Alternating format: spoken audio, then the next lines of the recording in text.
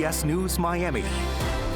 Good afternoon, and thank you for joining us. I'm Najahe Sherman, and welcome to CBS News Miami's 4 p.m. Quickcast. Let's take a look at today's top stories. This is a Next Weather Alert from CBS News Miami.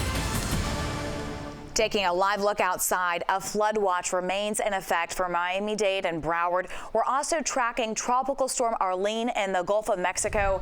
Next, weather meteorologist Cindy Pressler joins us with a breakdown of what this means for us. Cindy? A lot of rain. Yes, we're going to continue with that flood threat right on through the weekend. We had a lot of rain again today with these strong to severe storms. And of course, now we have a tropical storm sitting out in the Gulf of Mexico that's just going to enhance that moisture. But really, Arlene is not going to be the biggest threat this weekend. Let's take a look at where it is. The heaviest rain right now that has just moved through Miami shores. It's still sitting over Miami Beach, Bay Harbor Islands. This continues to make its way to the east, but we've already seen as much as 1 to 2 inches of rain here. Many locations from Aventura up to Hollywood, Hard Rock Stadium picked up heavy rain today. We still have a couple of flood advisories in effect up here. Sunrise, Lauderhill, the Davie area. Strong storms went through there, dropped a lot of heavy rain. We've had as much as 1 to 2 inches, and now we have another flood advisory in effect until 5:45 for the Coral Springs area of northern Broward County. So this just continues to be the ongoing threat. We've seen as much as 1 to 2, maybe even spots of 3 inches of rain has fallen there just this afternoon. And we'll also see that we've had some storm reports today. We've had wind gusts as high as 61 miles per hour.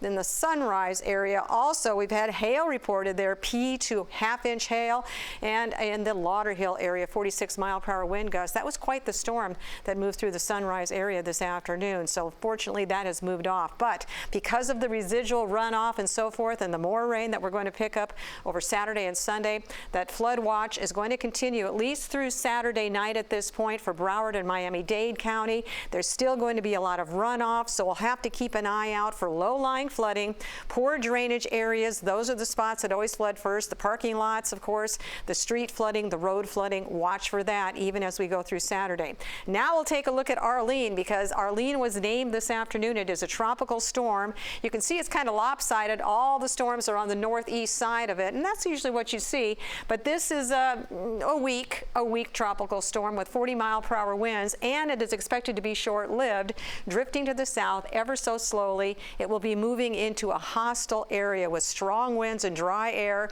So even though it moves south, note far away from South Florida, it will weaken as it does so and get caught up in the flow, and eventually the remnants will move on into the Atlantic by next week. But because it's still there, we're going to see enhanced moisture. So look for more showers and storms again tomorrow, especially by the afternoon after you get that daytime heating working their way up from the south. The Keys are going to pick up quite a bit of rain as well on Saturday.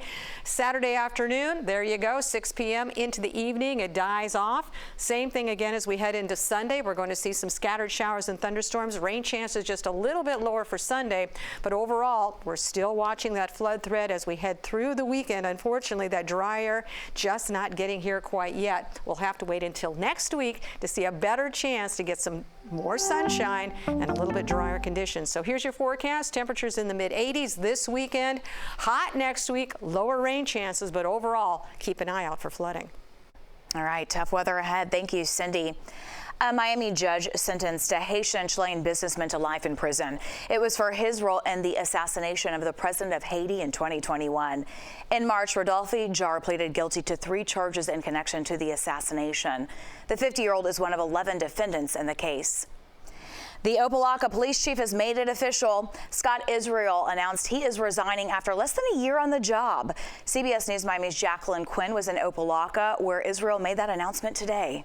He made the announcement himself at this point, and we know that his last day is July 1st. There's already a national search underway, and it was a rather warm announcement. He said this is really just the right time for him. But when he was here, he made this announcement along with the mayor, John Taylor, city manager, and interim chief Kenneth Otley. They thanked him for his time, noted there was a 30% reduction in crime, and he addressed that there was no pressure at this time, and he's not looking for anything new. But we asked him directly, why is he leaving?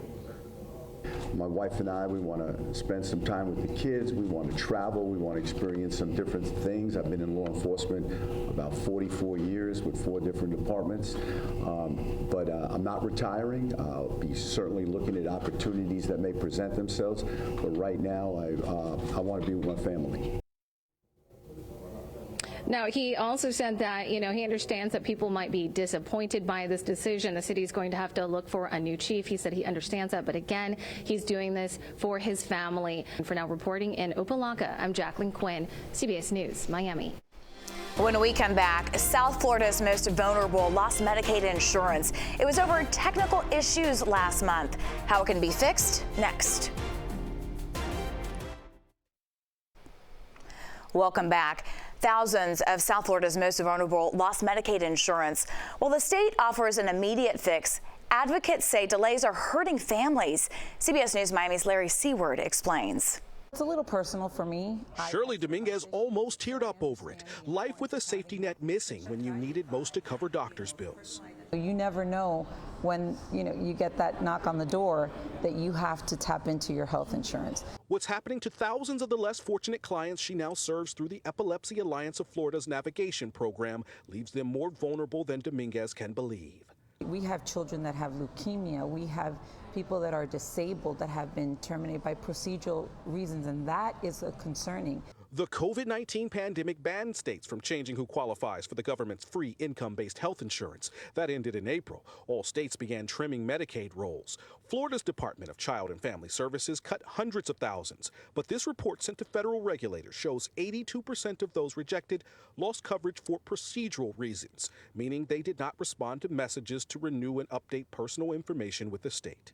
Something is going wrong with the system. It means that people are falling through the cracks. In an emailed statement, a DCF spokesperson says our department has a robust outreach campaign, including up to 13 direct contact attempts to customers who do not submit a timely application. The department is utilizing an aggressive text and email effort. Still, advocate Carolyn Thompson, an Epilepsy Alliance navigator helping people with enrollment, meets clients finding out they're missing coverage when they visit doctors, and those trying to fix it struggle to reset online logins. Wait time can be 3 to 5 hours on the phone, being on hold, and they do shut off the phones at 5 o'clock, so you might get your call in early. With at least 20% of Florida's Medicaid recipients in Miami-Dade County, advocates and the state say they're doubling down, working hard to spread word about Medicaid's changes. The state says people rejected have 90 days to update information to get retroactive coverage. Meanwhile, both the Epilepsy Alliance Navigation Program and Florida Health Justice Project have advocates waiting to help walk people in need through the process. In Miami, Larry Seward, CBS News, Miami. Despite the start of Pride Month, Florida has now scaled back some of its events, and festival organizers are making significant changes or canceling celebrations. They fear potential consequences from Governor Ron DeSantis' new law. Many believe it targets public drag performances. They are often a mainstay of Pride events.